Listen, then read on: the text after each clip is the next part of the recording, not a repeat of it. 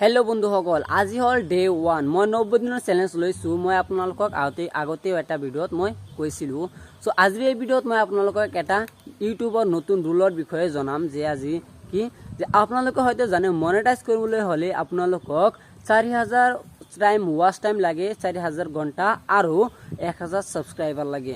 আৰু যদি আপোনালোকৰ কি হয় আপোনালোকৰ যদি শৰ্টস ভিডিও আপলোড কৰে আপোনালোকে তেনহলে আপোনালোকৰ 1000 সাবস্ক্ৰাইবাৰৰ লগতে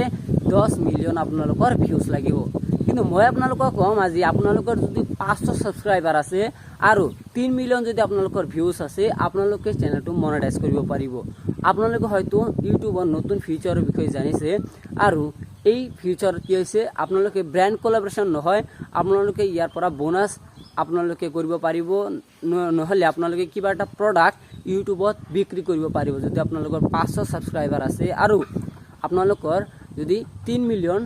আপোনালোকৰ ভিউজ আছে এইটো হল কি আপোনালোকৰ